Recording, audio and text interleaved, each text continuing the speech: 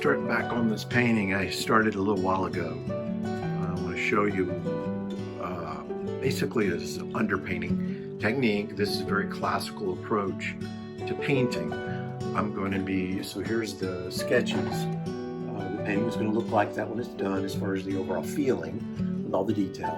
Here's my little value study. Here's a little bit more detailed value study. And then I've got my reference all around. I've got references all around just to you know, here's my main reference that I'm pulling from for the Roadrunner that I've changed quite a bit, and I'll continue to. I've got details for the face. So I've got everything kind of set up now. Now I'm going to begin the underpainting. And what I'm going to do, if you look at the sketch here, I'm going to be working with earth tones starting with. I just want a warmth, a real deep warmth inside of the painting.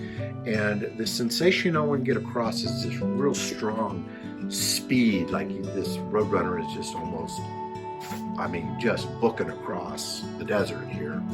And so, you know, I'll be doing this kind of a misty type, cloudy type thing just to, you know, to accentuate speed. I might even blur some down here to give a little bit of motion blur to it. I'll see what the spirit leads when I get further into it. But let me show you when I talk about earth tones. So let's look at earth tones here.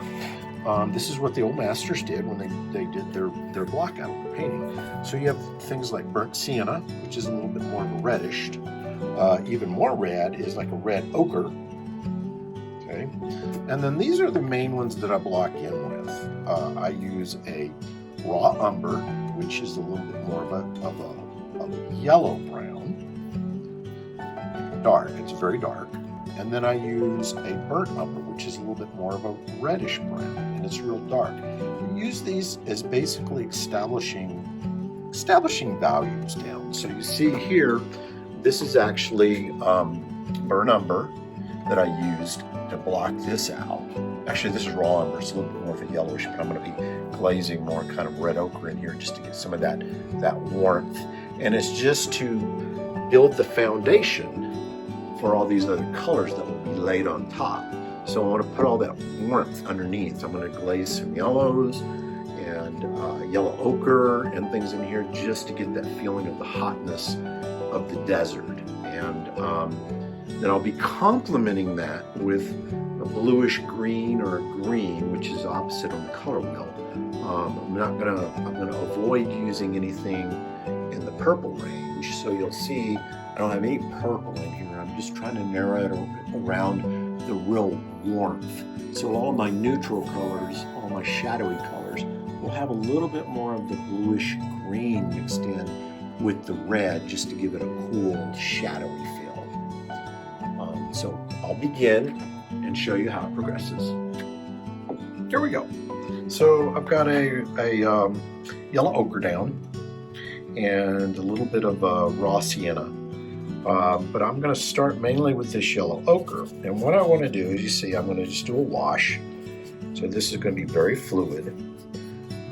This is going to be glazing. And so what I'm going to begin to do is over this whole thing, I'm going to begin to put a warm tone over everything.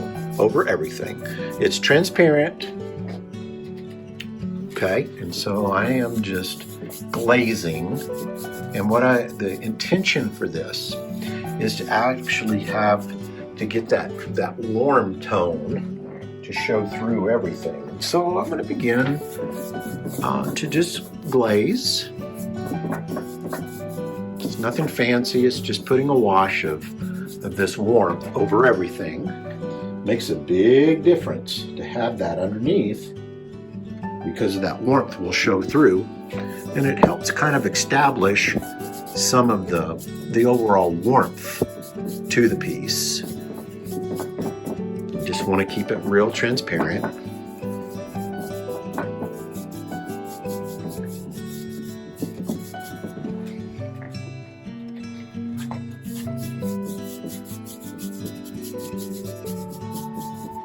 And I don't mind any kind of this stuff happening because there can end up being some interesting details. Or not. It just depends. Depends what happens. Is part of the fun of painting is just letting letting things happen. The other reason to glaze like this is to get that color there, but also if you notice, I'm knocking out all of the white.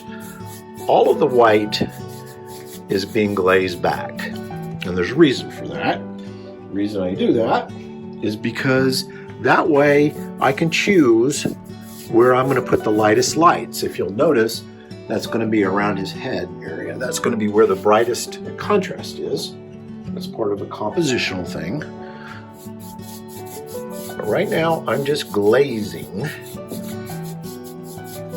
You see, I'm just glazing that in. Very important step of the painting, because this color will show through everything. If you had watched any of the videos where I painted the mural in the coffee shop, the Tranquil Buzz, I did a purple underpainting. And that purple, that medium to light purple showed through everything in the painting. It's a similar concept. I just want this warmth, this feeling of, the hot desert. I want that to come through. I want to get that feeling across.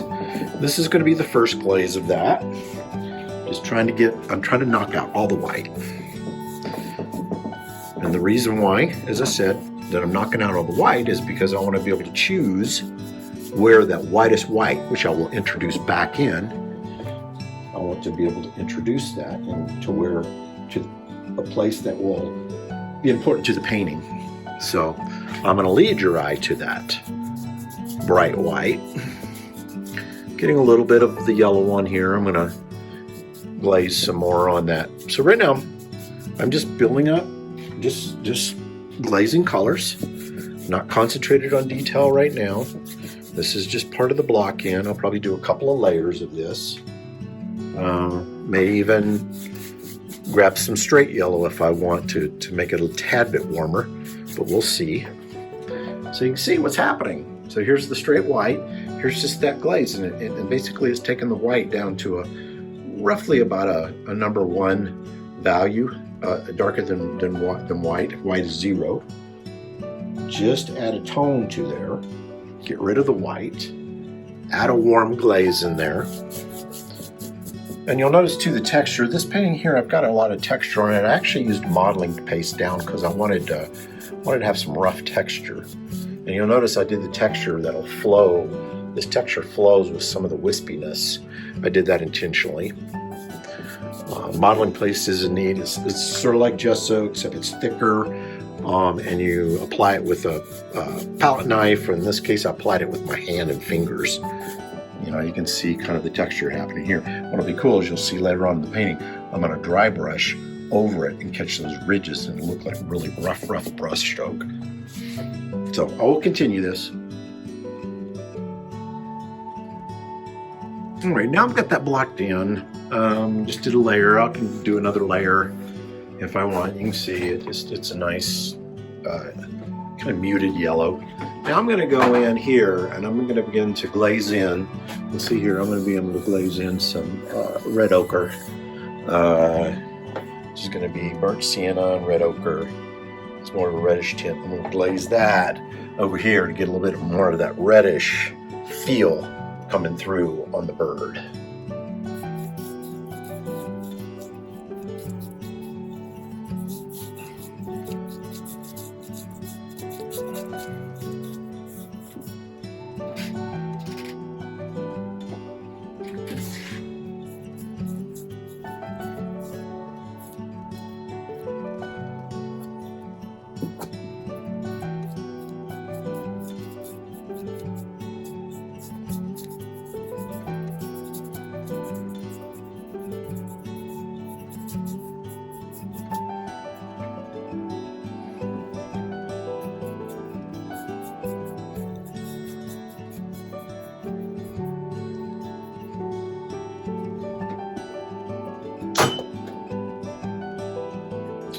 Now you can see I blocked in some of the reddish brown in here. I did glaze over here. It's transparent, so this darker color still shows through.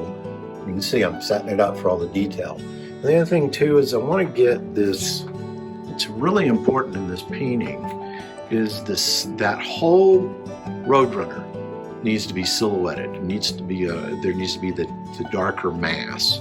Look at my value study. That's the very heart of the composition, is I've got this whole Roadrunner in silhouette. Now it'll have light on it, highlights, but I want that whole shape to really pop up against this light glowing background. It's the same thing with these prickly pear cactuses, which I'm going to block in next. I'm going to take this color right here, and I'm going to go in here and I'm just going to block out those shapes and get that compositional element in, and probably begin to lightly block out, you know, probably in this value range, maybe a little bit darker, some plants and things to actually just start to block that in. Again, this is underpainting, so I'm not focused on detail. I'm just trying to get my values in place, trying to get a tone, a warmth through it, and I'm going to continue to glaze and build that color up transparently. So right now I'm in a very transparent mode. There's no thick paint here, and there's a reason for that. I want to just keep this transparent to get that really luminous glow happening. And then I'll shift to more translucent tool paint. This is what the old masters did. This is an old master classical technique of how to build a painting.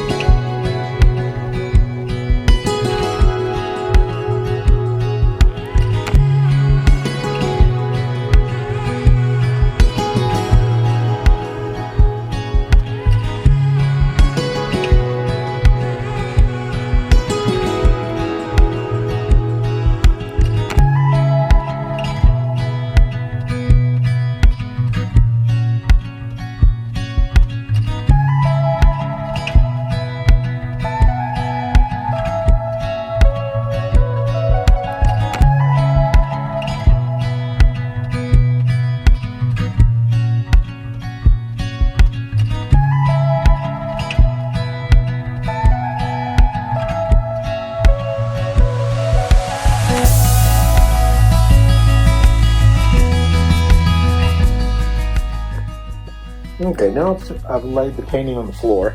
I've switched to a bigger brush because I'm going to sling some paint.